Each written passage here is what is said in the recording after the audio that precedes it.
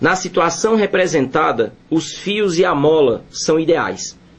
O corpo suspenso de massa 20 kg está em equilíbrio e a mola está deformada de 10 centímetros.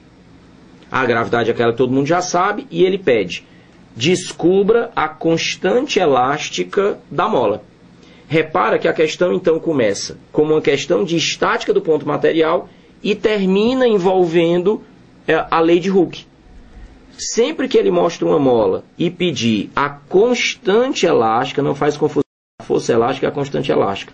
Lembrar da lei de Hooke que diz que a força elástica é Kx. Então é o produto da constante pela deformação. E aí você, lembrando disso, a gente já fica armado para procurar a resposta. Porque ele me disse o x.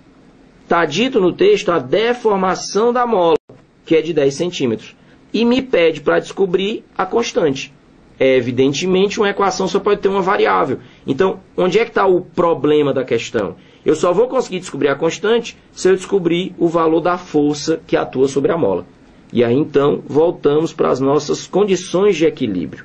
Você vê que esse ponto aqui, ele está sob a ação do peso do bloco, vertical para baixo, peso como massa vezes gravidade, a gente vai achar um peso aqui de 200 newton.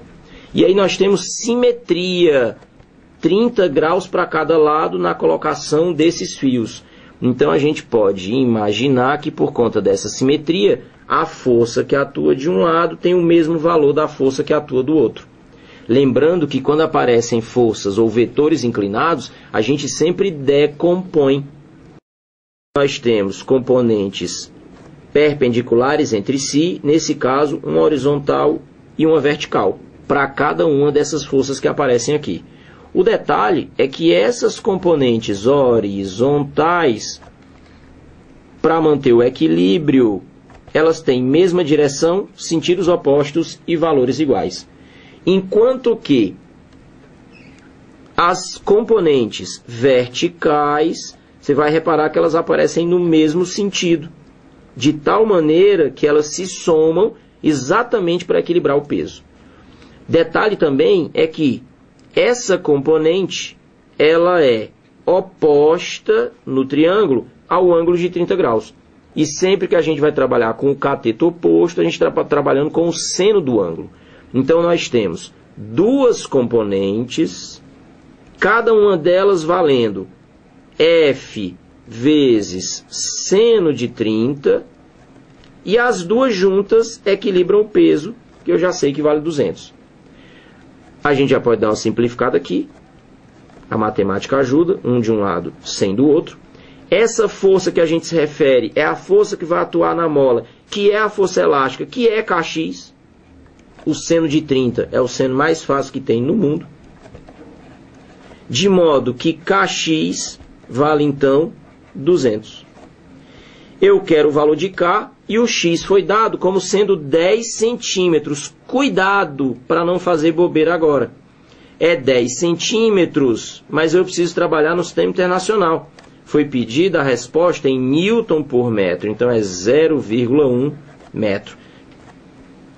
0,1, 200 do outro lado, e esse K vai dar 2.000 Newton por metro. Como ele pede, você viu ali, em potência de 10, em notação científica, 2 vezes 10 a terceira Newton por metro. E a gente vai ter então aqui 2 vezes 10 a terceira, a resposta correta, alternativa E.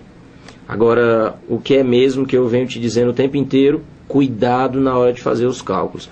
Tu viu que é que tem bem aqui na alternativa C, 2 vezes 10 a segunda.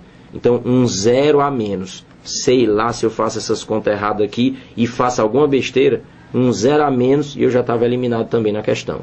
Uma coisa que vale a pena chamar a atenção nessa figura, já que a gente está concentrado nela, é o seguinte. Aí, Delfrânio, eu observei bem aqui no meio do cálculo que acabou aparecendo o Kx, o valor da força elástica, e deu 200, o mesmo valor do peso. Ora, vamos lembrar aqui uma situação.